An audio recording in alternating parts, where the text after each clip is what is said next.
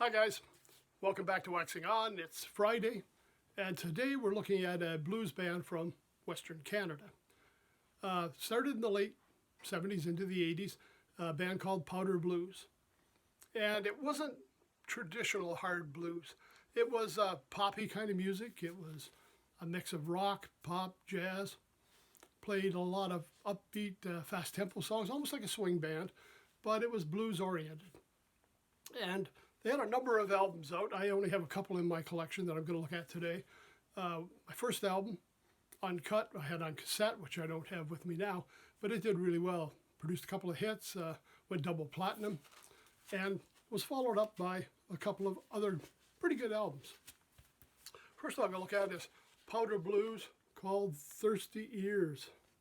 Sorry for the glare on that, guys. Thirsty Ears. And to give you some idea who the band is, because really to name off the tunes, surprisingly there's a lot of original music here. They're not doing a lot of covers of classic blues tunes. But here we've got musicians, Tom Lavin, guitar and vocals, and Jack Lavin, bass and vocals. So they were the two that kind of formed the group together, the Lavin brothers.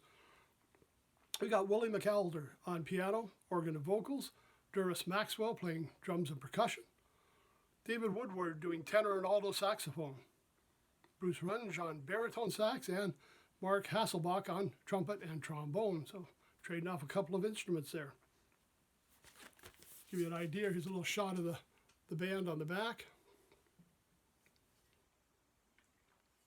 And again, I can't give you a lot of tunes that would, ring in your ears, because basically it's a lot of original material they've got in here. I'm looking at it and I really don't see much other than Lavin tunes and a couple of others there by Joe Liggins and Dee Woodward, which again, some of the band members. But interesting band to check out, and a great horn section. It's a really swinging band. They followed that up in, looks like 82, with another one called Powder Blues, Party Line. Again, the same band. Same problem, not problem, I guess, the same situation of a lot of original material. So the song names aren't going to mean a lot to you unless you follow the band. Again, recorded in Western Canada. The band was based out of Vancouver. They did a lot of touring. If you go online and check their discography, there's a lot of albums you can take a look at. Powder Blues, again, I'm thinking are a band that you can find on YouTube. I'm going to say on the streaming networks. And you can still buy hard copies.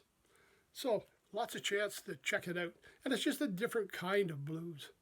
It's not the same as what George Thorogood was doing. It's not the same as John Lee Hooker or Sonny and Terry are doing, things like that. It's a kind of up-tempo jump, boppy kind of music.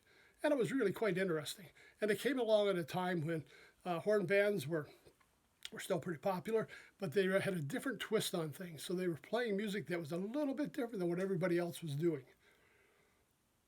So again, that's one of the things that make them unique. I mean, you can't just come out and redo the same thing. New bands coming out need to find some way to be just a little different from the pack, something that separates them from everybody else, that makes their music something people want to listen to. So if you get a chance, take a look at music by Powder Blues. Again, the two albums I have in my collection are Powder Blues, Thirsty Ears, and Party Line. Okay, that's it for today. Everybody have a great weekend. Stay safe. Don't forget about vaccinations. Still wearing the masks for a while. We just got out of lockdown here in Ontario. And enjoy the summer. So we'll see you again on Monday. Until then, take care. Thanks for stopping by. Have a great weekend.